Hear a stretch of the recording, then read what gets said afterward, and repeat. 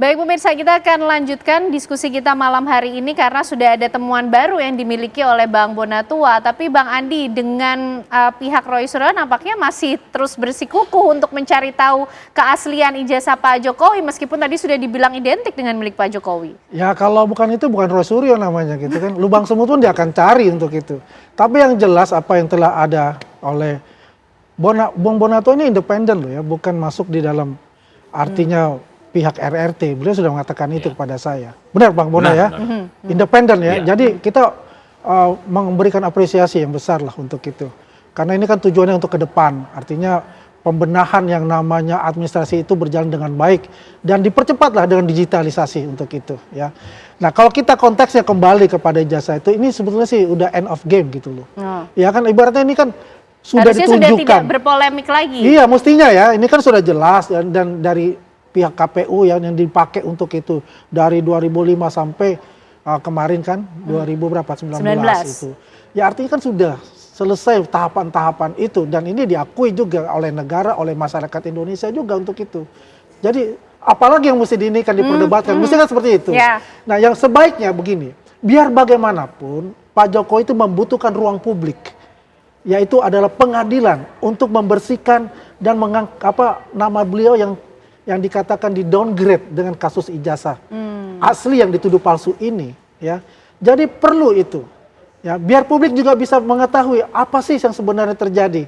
Nah, buat kami dengan adanya terbukanya yang dilakukan oleh Bung Bona itu artinya itu oh, ini benar loh, ini asli loh, dan publik semua masyarakat Indonesia bisa melihat apa yang telah dilakukan oleh Bonatua itu kita apresiasi dan benar-benar bahwa ijazahnya Pak Jokowi itu adalah asli.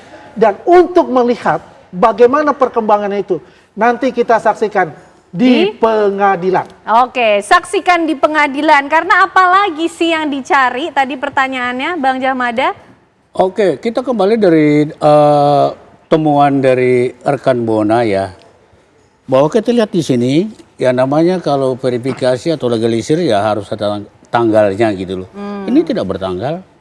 Bagaimana salinan ijazah ini seandainya dilegalisir, kita sering legalisir itu saya contohnya kampus saya di belakang ini, kalau mau sesuatu saya masuk ke Kabri contohnya legalisir pasti ada tanggalnya. Seberapa penting sih Bang memang adanya tanggal untuk legalisir? Bukti terautentikasi atau teridentifikasi satu lembar itu dong. Kalau saya datang ke kampus saya pasti ada tanggal, yang legalisir siapa segala macam, tanggal segini gitu. Biasanya sekali legalisir 10 lembar lah. Kita sering kok legalisir. Ini mana tanggalnya? Itu contoh. Belum lagi dari formatnya dengan Dian Sandi itu beda kok. Ya. Jadi bertanggung jawab. Seharusnya kalau boleh katakan secara hukum, Dian Sandi harus bertanggung jawab buat mengupload pertama itu. Dia katakan asli. Mana buktinya asli? Buktikan. Harus di-compare sebenarnya dengan yang asli itu. Yang asli tidak ada pernah fotokopi. Dian Sandi mengupload itu hanya fotokopi berwarna. Hanya yang dilegalisir ini tidak berwarna. Cuman dari secara format kita anggap oh sama lah gitu kan. Sama. Kebetulan RRT meneliti ini dari yang ada itu, dari Dian Sandi itu. Coba kalau beda. Tadi saya katakan kalau beda yang di KPU, beda yang Dian Sandi. Oh gelepar-gelepar itu RRT itu. Mana? Karena kita datanya dari situ. Database analisanya dari situ. Gitu loh. Sekarang kalau disebut asli, saya bilang nggak asli, mana?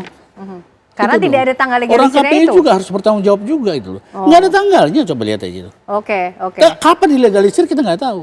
Seharusnya itu yang kemudian tetap yakin bahwa ini bukan yang asli. Itu satu diantaranya. Sebenarnya Roy Suryo ada 4 analisanya tentang tampilan dari yang didapat Bonatua dari KPU. Oke, sebelum kita tanya nanti 4 analisisnya apa, tapi Bang Bona ini soal adanya tanggal legalisir yang dimiliki KPU ini betul-betul sah, asli. Ini ditanyakan oleh Bang Bona? Saya tanya, memang tidak ada. Tapi tenang, Jumat nanti KIP akan memutuskan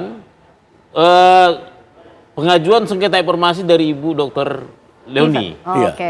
Mereka itu meminta ke UGM semacam permintaan siapa-siapa saja yang minta leges. Siapa yang tangan sana. SOP meleges. Artinya kalau kita sudah benar mempraktekkan undang-undang keterbukaan informasi, ini sebenarnya hanya tinggal masalah kapan menanya saja. Harus dijawab. Ini bisa dipertanyakan lagi karena kan ibaratnya gini Mbak Ket, itu keterbukaan informasi ini adalah seperti tangga. Ya. Begitu kita ketemu, kita ada yang meragu, tanya lagi yang kita ketemuin.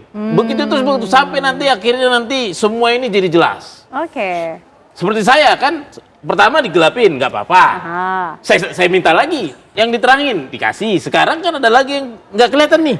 Oke. Ya minta lagi. Oke. Nah seperti itu. Dan KIP harus menjawab itu nanti. terbuka. UGM akan Oke. menjawab. Terbuka sekarang. Dan Jumat nanti diagendakannya Jumat ya. ini kemarin seharusnya sekarang ya, tapi diundur. Jadi Jumat nanti kita tunggu keputusan KIP.